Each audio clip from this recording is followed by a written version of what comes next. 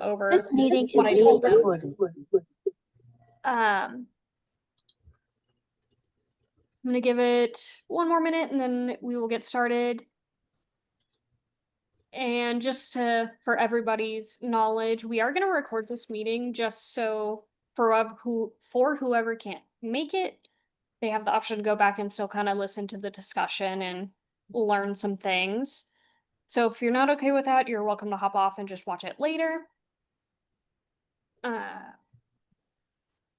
And Brittany is going to help me by doing the recording, and then she's also going to help admit stragglers.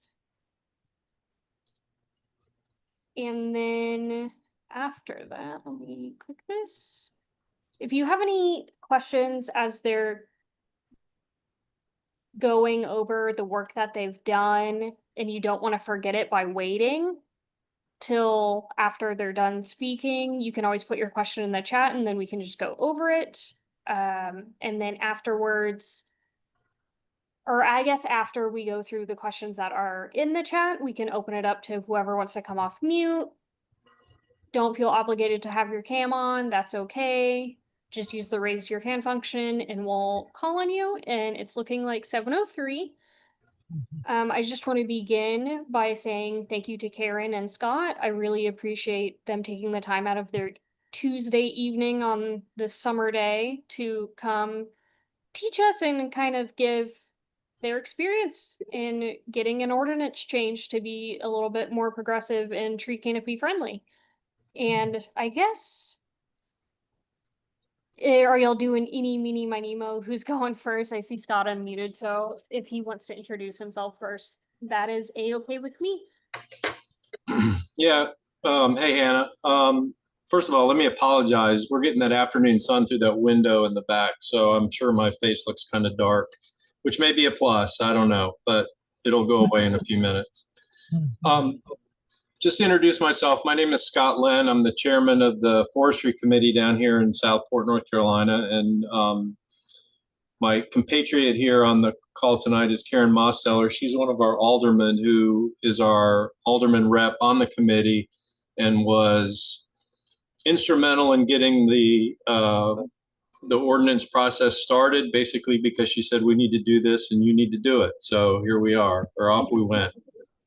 And that's where we are. So I'm going to preface this by saying that this is not a tutorial on how to write an ordinance. Everybody has their own experience, their own problems, their own issues that they need to deal with. This is really, as I told Hannah in email, this is really just kind of a discussion of how we managed to pull it off. By whether it was luck or genius or whatever, we pulled it off 7 years ago now in 2018. So I've just put together some notes on the process, and if that's okay, I'll just kind of go through them. If you have a question, I heard Hannah say we can break for questions at the end, but if I say something that's patently false or egregious, feel free to jump in and call me on it. So anyway, for those of you that aren't familiar with Southport, I'll just take a second and give you a little background. We're situated at the mouth of the Cape Fear River in Brunswick County, and we're about 25 miles south of Wilmington. Our current population, más o menos, is about 4,000, and the area of the city proper is about 4 square miles, which is about 2,500 acres. We have just over 50% canopy coverage, as we did way back then in 2018. But we're fortunate in that it consists mostly of oaks, live and laurel and water oaks.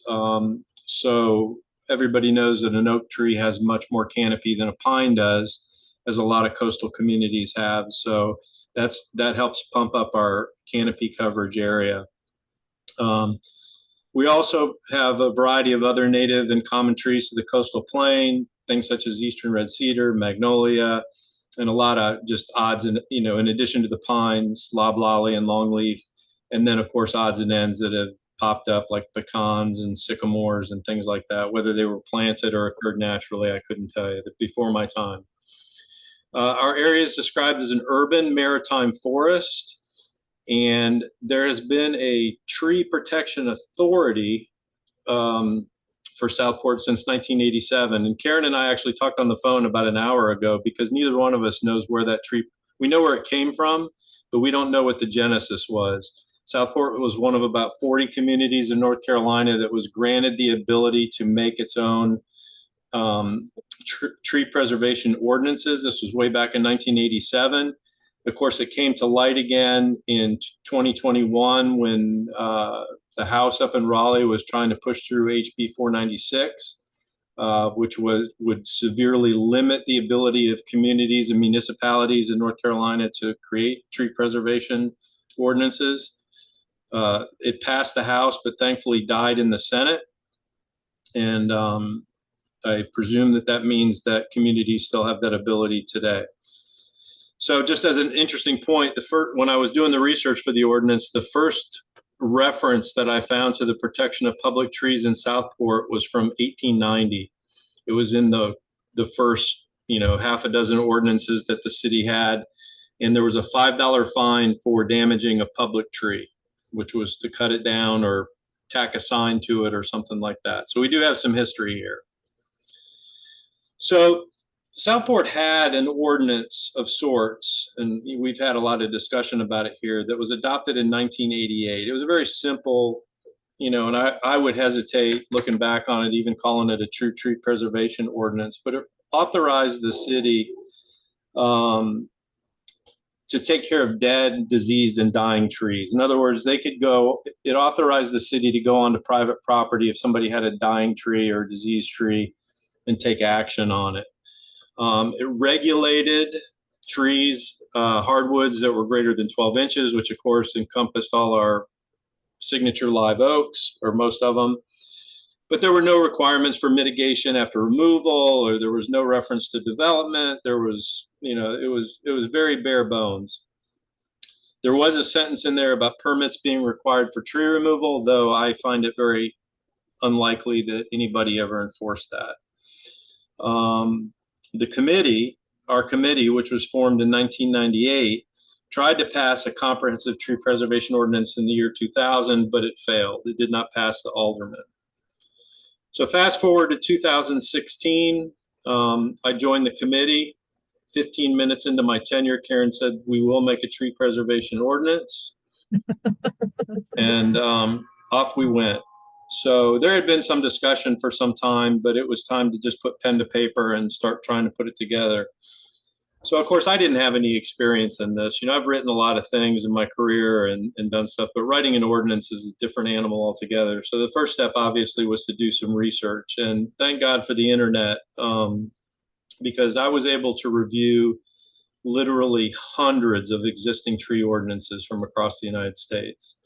And it was really just learning what they were all about, what topics or issues did they cover, how were they enforced, so on and so forth.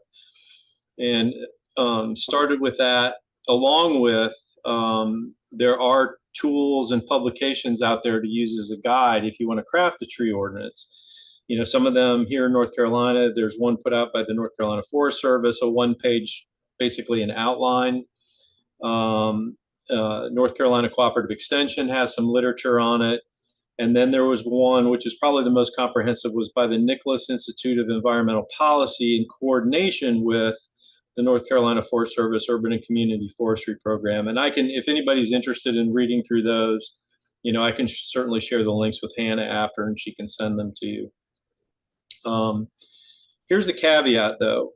All that reading that I did and all that research that I did, other ordinances can provide you examples, they can provide you ideas, they can provide you structure, but your ordinance for your community has to be specific based on your location, your tree population, what your municipal resources are, what your particular problems are or issues that you've identified. And the other side of that is you have to come to terms with what the willingness to enforce it is. What is your city staff willing to enforce? Because without enforcement, it's just another piece of paper that sits on the shelf in City Hall. So as part of this whole process, you got to get a buy-in or commitment to enforce the provisions of whatever ordinance you put together. Otherwise you've just wasted your time.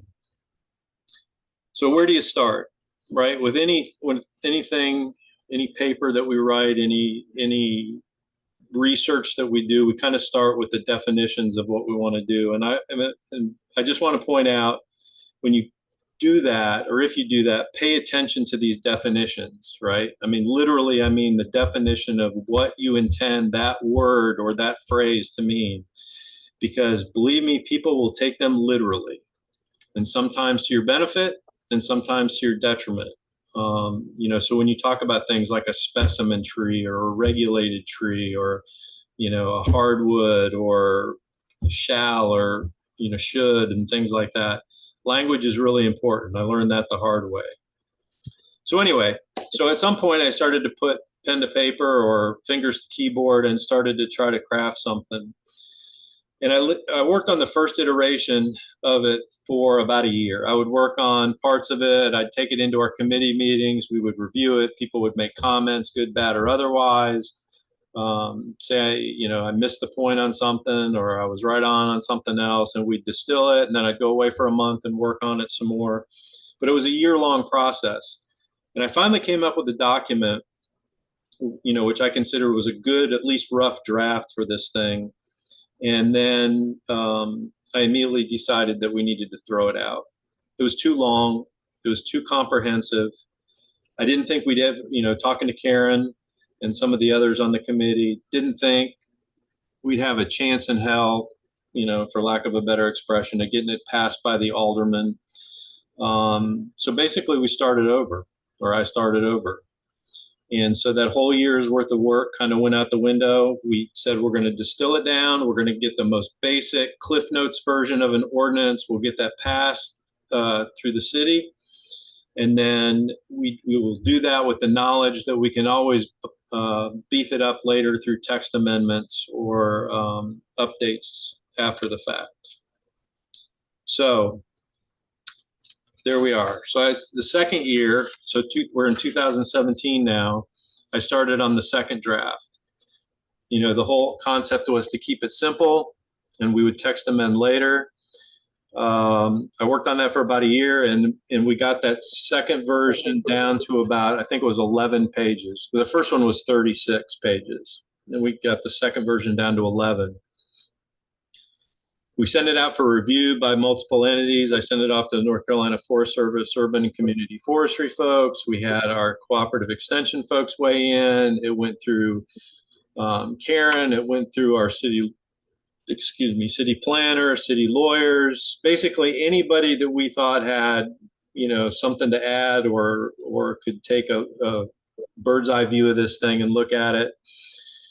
We asked them to take a look at it and give us recommendations. And so that process took another couple months. And we finally got to the point where in the spring of 2018, so 2 years have passed now, we went from May 2016 to about that time in 2018. We said, okay, you know what, we're close. We think that we're to the point where we maybe can get it passed by the Board of Aldermen.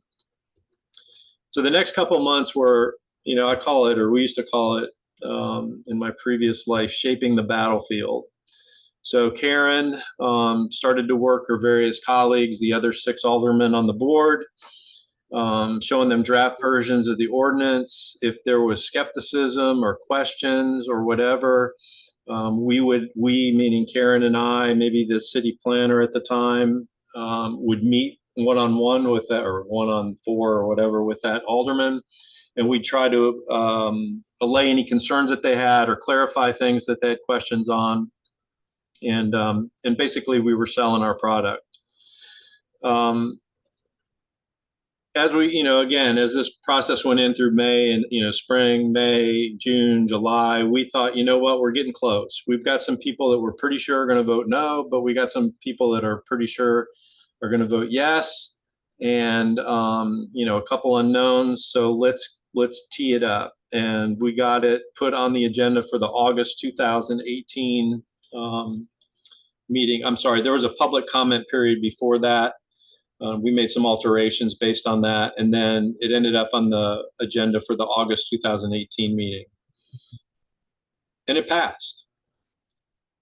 So I think we all let out a big sigh of relief. We had a tree preservation ordinance, and it was time to move to the next step. I'll tell you that the next steps included a lot of kind of what have we done, because you have to understand that when you put a ordinance in place that delineates what private citizens or what the expectations of them are with regard to their trees, whether it be developers or people that own single family lots in town, there's also an understanding that the city has taken out a burden too, right? If we're telling people they have to take care of their trees, the city has to take care of its public trees, the ones in the right of way and parks and things like that. So I'm not going to lie and say that it was all smooth. And in addition to that, we immediately realized that there were some things we didn't anticipate, which is going to happen when you write a document like this. So as an example, lot clearing. We had a provision for what to do when somebody asked to remove a tree or said they needed to remove the tree as part of a project. But what if they just went in and cleared the lot ahead of that, putting in their building permit request? So, a lot of hiccups like that, but we were on the right track. We had the ordinance on the books, and subsequently the ordinance has gone through several updates. There was a 2020 text amendment that was done as part of an entire UDO overhaul by the city, and some significant changes were made to the tree protection and landscape preservation ordinance. Some of them were suggested by us, trying to plug holes where we knew we had left things open. And some of it was recommended by the North Carolina Council of Governments, which I wasn't real happy about. One of the things that we did, and we can get into this later if you want, there's basically two ways that you can regulate tree things. You can do it by regulating canopy coverage, or you can regulate by diameter breast height, basically inches. When our first version of the ordinance was a canopy based ordinance, which I think personally is much more I think it creates a better forestry situation. But the Council of Governments recommended a change to DBH because people like builders just like numbers. Just tell me what I have to do and I'll do it. And it doesn't require any thought. The canopy-based coverage is a little more nuanced, but I think it ends up with a better result. But we converted to a DBH-based, and that's caused some problems down the road as well that we're still seeing today. But anyway, so we had a 2020 text amendment. That was a big one. It addressed the lot clearance penalties, mitigation credits for people that leave trees, that conversion from canopy to DBH. There was another text amendment in 2023, which again, we massaged the mitigation credits, giving people more credit for leaving the larger live oaks, what we call the heritage live oaks. They get a factor of mitigation credit for keeping the bigger trees. It outlined the city responsibilities. I will point this out only because this was a mistake that we made, I guess, or overlooked. One of the requirements to become a Tree City USA through the North Carolina Forest Service and the Arbor Day Foundation is to have a tree preservation ordinance. And somehow in the text amendments, and I didn't catch it and nobody else caught it, I guess, we removed the part of the ordinance that stated what the city's responsibilities were. And in 2023, the Tree City folks said, hey, wait a minute, you're telling all these private individuals what they have to do, but you haven't delineated what the city's responsible for. And we said, well, wait a minute, we had that in there, only to realize it had been removed. So that was part of the 2023 text amendment, was to put that back in. And then there have been a few minor things since then. So where are we today? So in 2025, where are we at? The permitting process, I think, is working really well. People have, after 7 years, started to get on board with the permitting process. We charge nothing for a tree permit to remove a tree. what I tell people is we really just want to have the conversation. If you're a developer, whether it's on a single family, for example, if you're going to develop a single family lot, you now have to submit a landscape plan as part of your building permit process. And you're going to have to identify all the trees on the lot, which trees are going to remain, which trees are going to remove, and mitigation is agreed upon early on in the game. If you're a developer, doing a PUD or some other kind of development, that landscape plan also has to be submitted as part of your permitting process to build the development. And again, mitigation is agreed upon before ground is even broken, based on that landscape plan. So I think permitting is working. We recently did a thing that the committee took the lead on this, and in fact, it was Mary Ann, who is also on this call. We got tired of people saying, "Well, geez, I didn't know we had a tree preservation ordinance." And you say, well, that's kind of a good excuse if we were in 2017 and it had been in effect for only a year, but it's been 5, 6, 7 years now. So Mary Ann came up with the idea to put a door hanger on every person's door within the city limits. And so we literally put a call before you cut door hanger outlining the requirement for people to get a permit to remove a tree, or at least notify the city that they needed to do it.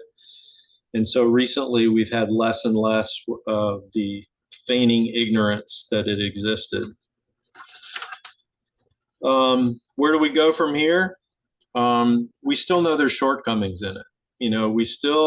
Every time you think you've plugged every hole in that thing, a new situation comes up, and you realize you don't have it all plugged up. So some of the things that I know right now that I'd like to work on in the future, we right now do not have a mechanism, even though mitigation is agreed upon before any building takes place, we don't have a process in place to go back after the fact and make sure that it was done. So again, that's a conversation that has to be had with city staff, whether it's code enforcement or whoever. We don't have a full-time arborist on staff. We don't, our enforcement falls under code enforcement. So we need to put a mechanism in place for that to happen, to make sure that things that people said they were going to do or agreed to do are being done. For large developments, are we inspecting construction sites to make sure that they're protecting the trees they said they want to retain and protect? Or are they taking a skid steer and removing the entire root mass and effectively killing the tree that we gave them,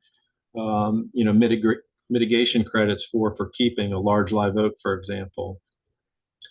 And then finally, on the big developments, are we doing a final inspection of mitigation prior to the, I don't know what they call it for a big development, but basically the certificate of occupancy? Are we saying, did you meet that requirement?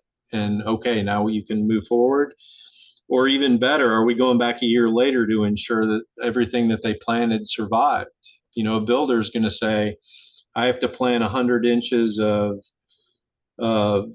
new trees as mitigation. I can get 2-inch caliper trees from the nursery. That's 50 trees. And then they just carpet bomb them everywhere and aren't necessarily worried too much about their longevity. So we need to put something in place to do that. Some final thoughts, and then I'll shut up. As I said at the beginning, if your community wants to put an ordinance together, it's great to do research on other ones, but your ordinance needs to be written for your community. It needs to be written for your issues, your tree species, your what's unique to you. It's not necessarily a cut and paste exercise. Second thing, people need to understand that tree ordinances do not stop development. No single tree on private property precludes the owner of that property from the use of that property. What this whole permitting process and tree preservation is about, having the conversation about Is there something you can do to retain that tree? Is there something we can do to help you retain that tree? So, and to be honest, whatever needs to be done necessarily needs to be done. But if we're requiring trees to be planted as replacements, is it a perfect match? No, not necessarily. But it ensures that there's going to be a tree there 50, 100 years from now that our kids and grandkids can enjoy. So ordinances do not protect individual trees on private property. Ordinances do not stop the removal of trees. Okay, trees don't live forever. And people tend to forget that sometimes. They think every live oak's going to live to be 500 years old. It just doesn't happen. So you have to remember that sometimes removal and replanting with a young, healthy specimen is a good forestry practice that gives you a better final result. So know your trees and know your current and potential issues down the road. Here in Southport, we're dealing with an unprecedented level of development. So, that may not be a problem at some small town that's at a crossroads somewhere in the Piedmont, but for us, it's a huge problem. The obligation of residents to comply with your ordinance also requires that commitment to care by the city. The residents have to see that the city is committed as well, and that they're putting work into this public trees on the rights of way and in the parks and things like that. And then the last thing is, and a big thing that our committee does is public outreach and education, whether that means I get a call from somebody, hey, could you come take a look at a tree, and you go and you have a discussion, or whether it's something more broad-based like the call before you cut door hangers, or offering a class, or holding an Arbor Day celebration that has a tutorial attached to it, or something like that. You got to keep the public informed of what's going on. So the whole point is not necessarily about control. It's about I like to say it's about having the conversation. There's more than one way to skin a cat.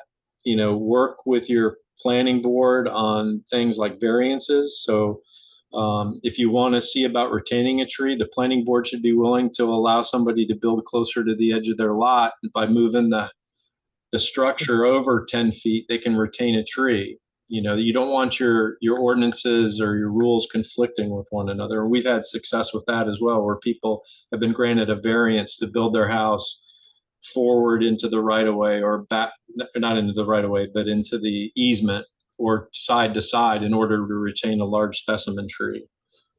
And then the last thing I would say, and then I promise to shut up, is leave room for interpretation. Don't demand strict compliance over good forestry practices. Sometimes less is more. So if you have a fully wooded lot and you come up with a number of, caliper inches that somebody has to mitigate, but when you see it and it doesn't make any sense, be willing to talk to them and say, you know what, it is better if you only plant 2 trees instead of 4 trees. And in the end, a young, healthy tree that's given room to grow is going to provide you just as much canopy as carpet bombing, more than you need just to get the inches. So that's my 20 minutes of our experience of ordinances in Southport. I hope everybody's still awake. And if you have any questions for Karen or myself, I'm happy to answer them. We did have one in the chat from Marianne. She asked, did the state end up passing the bill that removed landscaping, including tree mitigation, from the C of A requirements?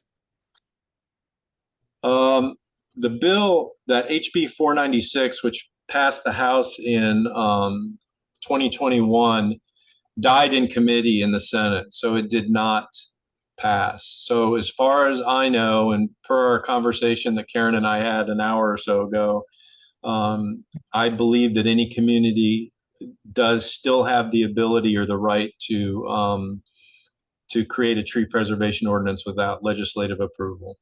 That's my understanding. And I guess, Karen, if you have anything you specifically would like to say about your perspective, being on the Board of Aldermen in the process, or if you think Scott covered all of it, that's fair too. More than all of it. Yeah. What I would say. Oop, you're a little echoey. Can you hear me now? Yeah, there you go. Oh, okay, it is. I don't know. I don't know why. Are you using a phone's mic? No, Karen, you have 2 sessions up. That's the problem. well, let me close this one. How do I? Okay, hang on.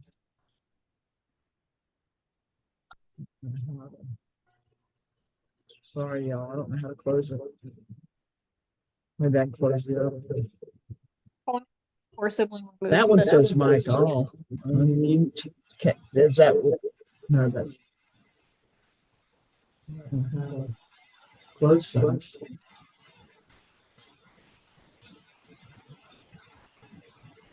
I just muted one of them. Maybe that helped. I'm sorry, I can't hear you. I just muted one of them. I think maybe that helped. Can you hear me now? No, it's echoing. I don't know what to tell you. Sorry, y'all.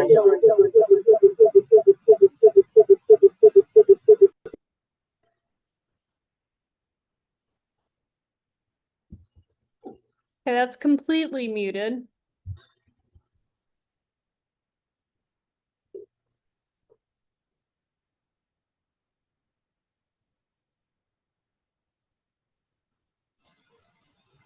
Is that okay now?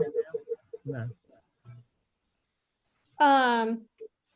Well, I guess you don't have to keep tinkering with it if you don't want to. I could try to come off of it. What I was gonna, well, it's echoing. I can't. Sorry, y'all. Let me close out and come back. Okay.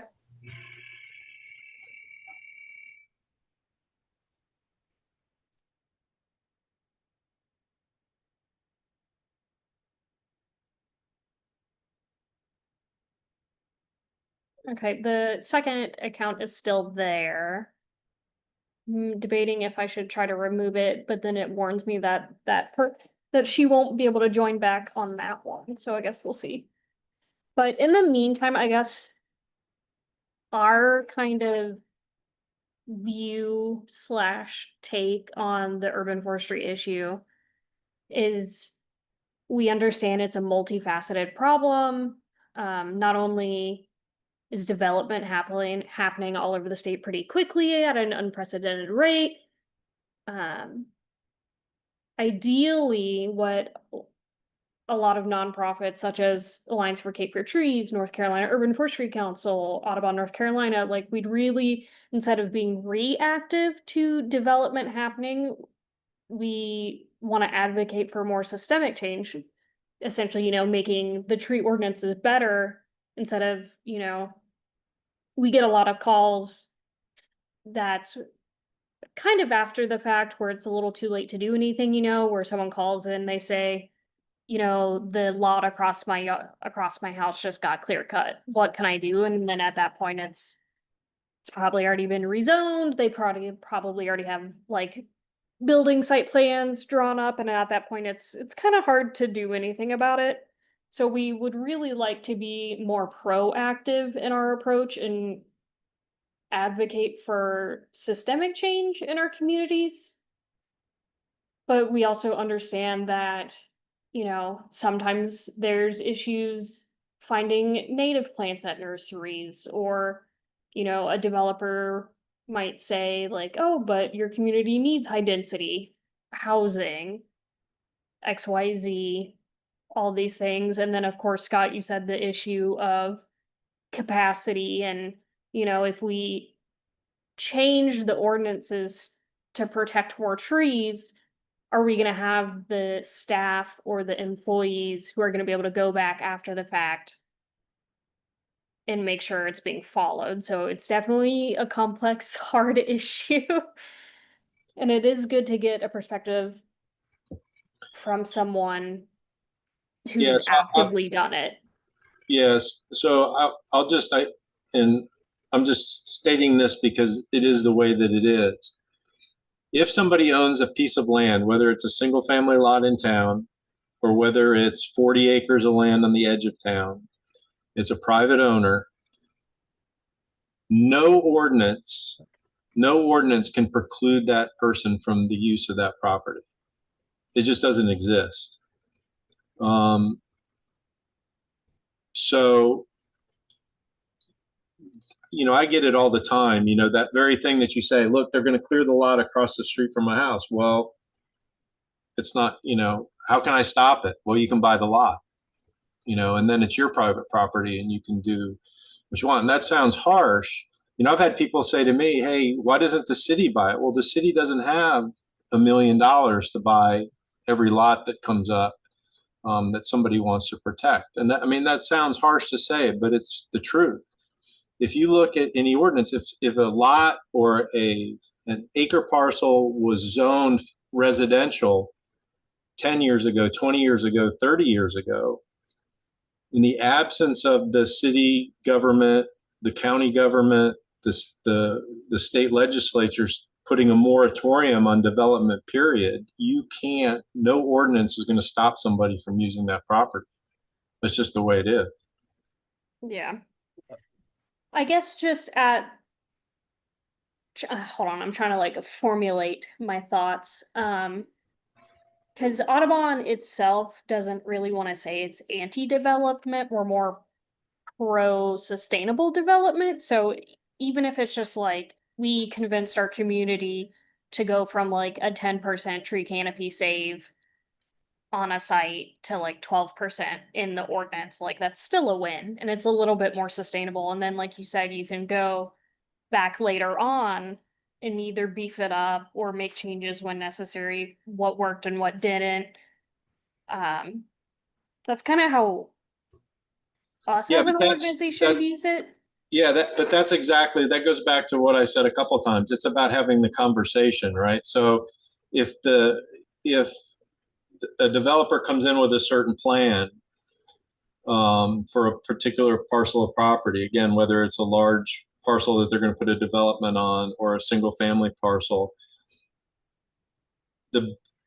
from my perspective, the biggest benefit of having the tree preservation ordinance in the permitting process is it forces the people to talk to one another. In other words, stuff just doesn't happen.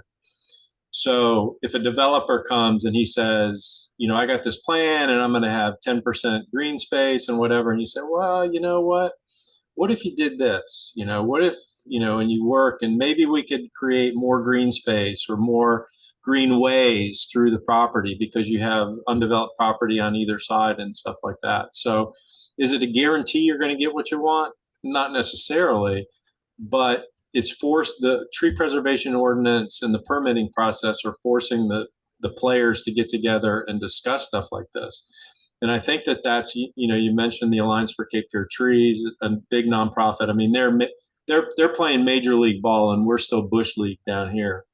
But they have the same problems up in Wilmington because until the city council, the city government, county government, and the legislature in Raleigh is willing to make some sweeping pronouncements on how developments are done,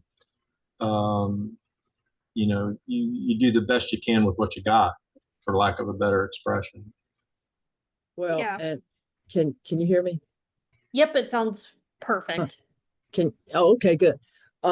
So back to what Scott's saying, it is about communication. In the case of development here, we have it such that they can't come in and clear cut what they did. Did you already talk about that, Scott?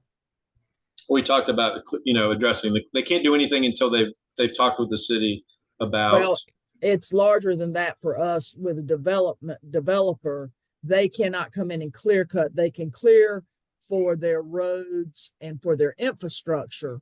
So the basic clearing that needs to happen. But when it's subdivided lot by lot, they cannot go in and clear cut it till they're 80% ready to work on that lot. So that then gives hopefully the opportunity that some existing trees could remain because they've not just looked at it as a wholesale cheap way to clear cut and then, scrape everything off. And then because it's cheaper to do it that way. So one of the things that our tree ordinance has in it is that kind of conversation.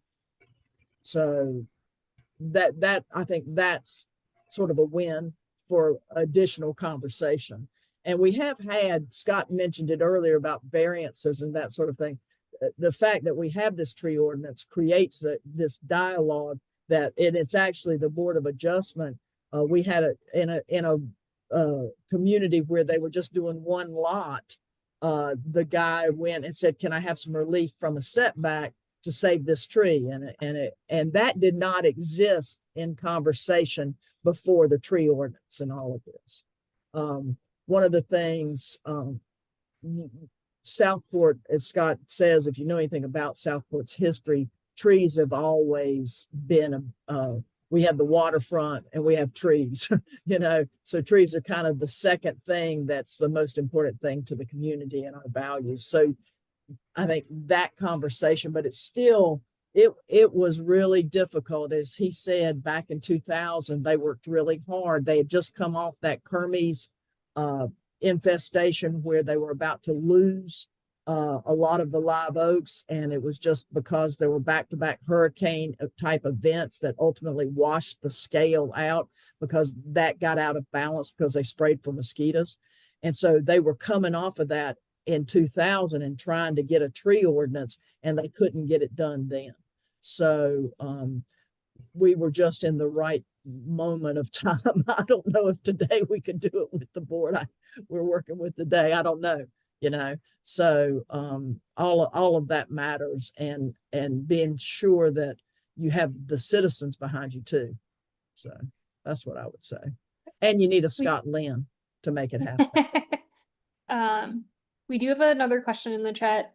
Justin asked, in your experience, is there tension between high density housing and tree canopy protection? I would assume clearing big spaces for neighborhood type development would be more damaging usually, but I don't really have any knowledge about this. Does one or another type of development have more or less impact? Well, typically you would think that high density would allow you to then have more open space. That's sort of the argument for high density. Otherwise, everything would just be R10, 10,000 square foot lots. So we have in our ordinance, it's like with PUDs, it's a minimum of 20% open space. And so that's trying to have an accommodation for density, but to provide the open space that counterbalances it. So that's really the hope with high density is, and if you take the green growth toolbox workshops that North Carolina Wildlife, one of the big things that you learn through all of that conversation is that if you do have density and keep your houses all clustered, then you can have that opportunity to have that kind of open space. And that's really the model we should all be looking for, is to cram like if you look at Southport, take Southport where we live, where Scott and I live. I mean, we're all jammed in now. We've got big, huge old live oaks around us because it's so old where we live. But this is really the best kind of design of living. Put your humans all in a small space and then let there be some nature. So I don't know if that answers your question. Yep, he says thank you. I think at least up here in the Triangle area, a lot of places will do the high density. But then we're also still getting a lot of suburban style, new expanding neighborhoods, like spreading out from the center. So we're not getting as much of the benefit that we would want from the high density development. Sure. We're just kind of losing a lot of it overall. I want to say the Wake County canopy assessment that just came out a year or two ago. Over the last 10 years, Wake County lost more than the area of Umstead State Park in tree canopy. Yeah. So lots of development happening up this way. And I guess we're all just trying to figure it out and what we can do. Right. It's going to be interesting to see how that happens. That's Euclidean zoning versus form-based zoning, and form-based being the density where you're thinking about open space and those kinds of things, versus Euclidean zoning, which is what they came up with started with Levittown, if you want to know the truth. And that urban sprawl, what we refer to now as urban sprawl, where it's these 10,000 square foot lots, and it just dices up the whole tract of land. I think most developers now, or designers, I don't know that the developers are there yet, but the designers are looking at this kind of zoning, where it is more form-based, where it is more bringing communities back, where you have sidewalks and porches and all of those kinds of things. And they're seeing a lot of merit in that. You know, one of the things you could do is look at your zoning separate from tree zoning and your tree ordinance, but actually your zoning, requiring open space and those kinds of regulations will help push it more in that way, I think. Kathy Denham asked in the chat, have you considered larger setbacks as a way to preserve trees? Well, that's kind of hard to do. To Scott's point, is you can't keep people from developing their property, and our lots, like if you look at in town where we are in, like, you know, we were 1792, right? So we've got all these non-conforming lots. What's left in town that's not been built on might be a 33 by 99 square foot lot. I mean, that's what I'm telling you.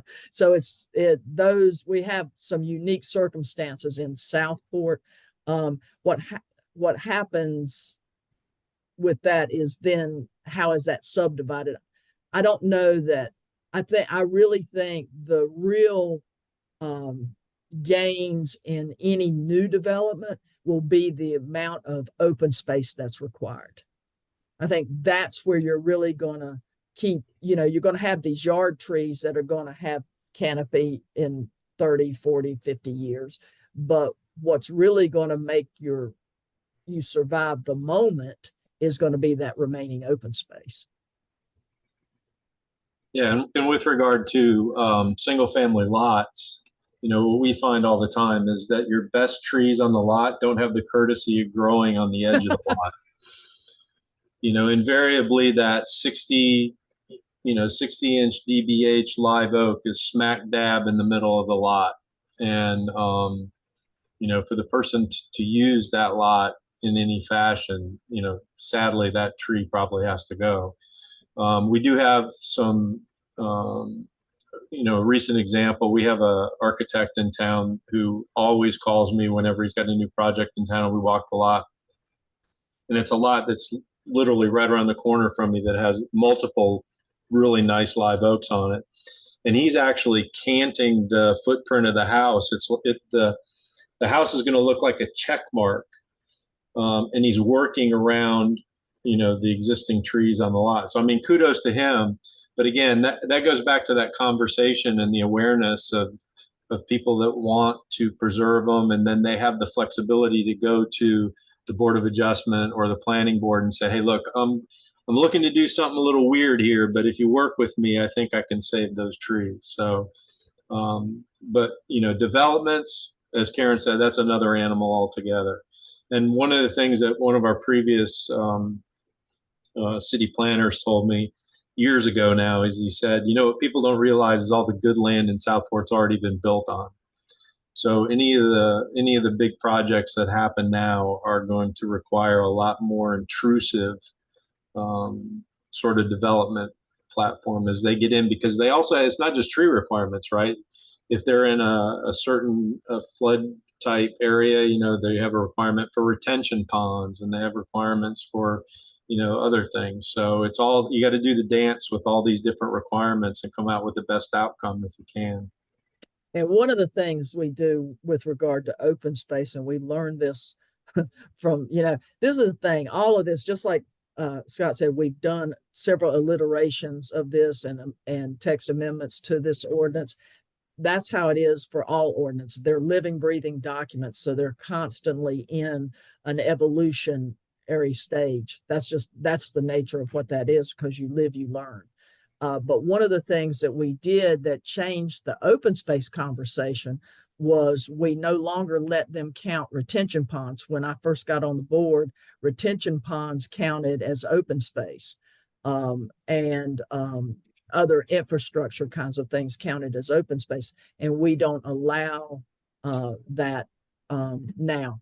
The only way they can count a retention pond is if they put they can count 30 feet wide, and if they do a walkway around it or something like that, they can get some credit for it. But so there are things you can do to make your open space more open, for lack of a better way, that it's not just been clear cut for a retention pond. So those are just some of the things that we've done.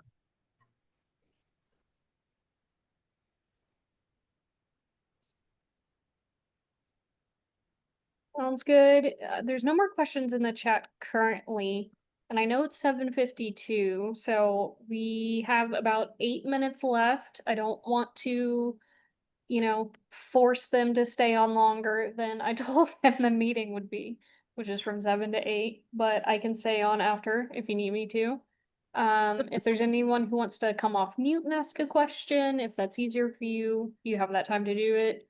Or if anyone has any just like comments, thoughts, thank yous for them coming on to speak, that's also great. Just one What- quick. Go ahead. I'm sorry. What will be the subject of the next urban forestry meeting? Not quite sure yet, Jeffrey. I am still working on that. All right.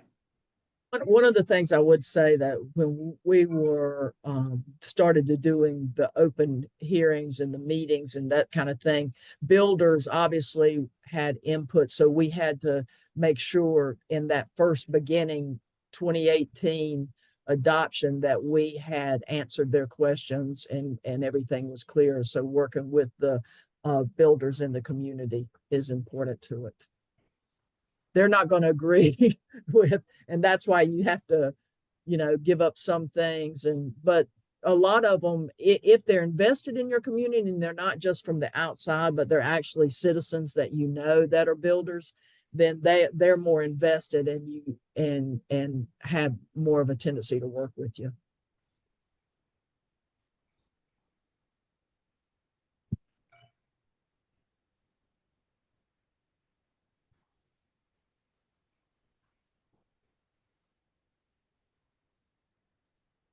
Anybody else?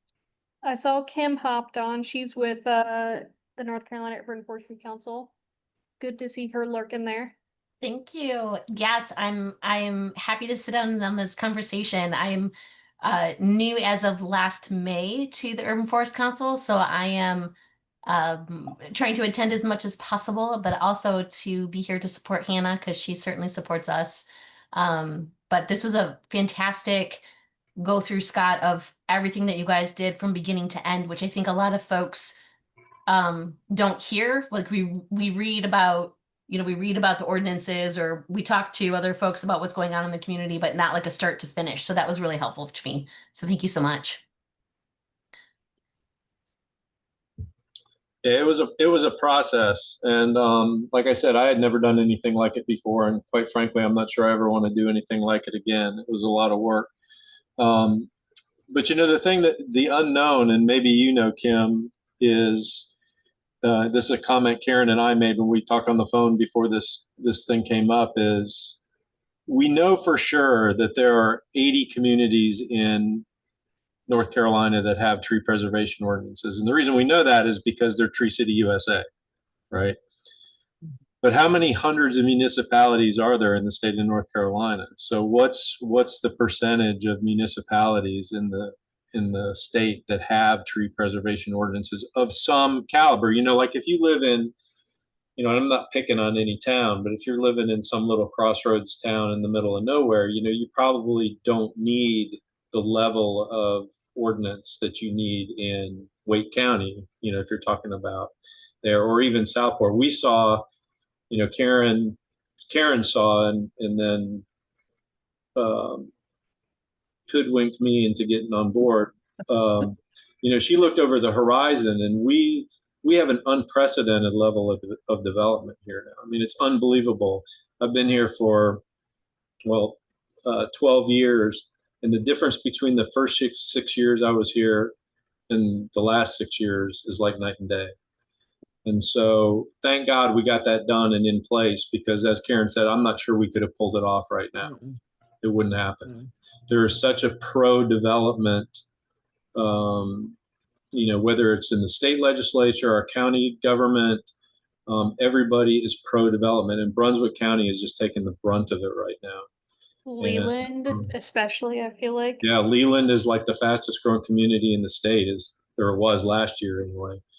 Brunswick County is just exploding. So is what we have perfect? No.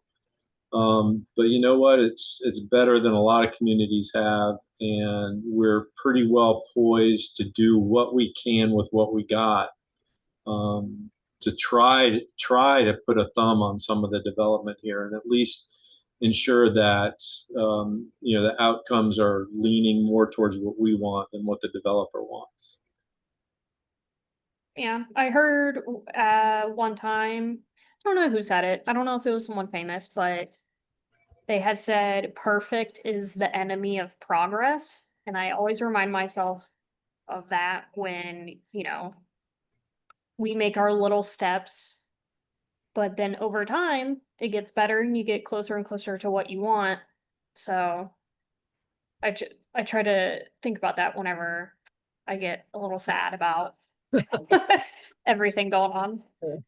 And, all the trees being cut down and all that. But thank you so much for coming on and giving us the big overview of how it happened in Southport. It sounded like y'all went from almost nothing to a pretty robust tree ordinance, which like Scott said, you've encountered surprising issues that you then had to go back and be like, oh, actually, we do need a couple sentences about that in here, which makes sense. It kind of reminds me of those signs where you go somewhere and it says, do not do XYZ. And you're like, man, what happened for them to specifically put that sign up?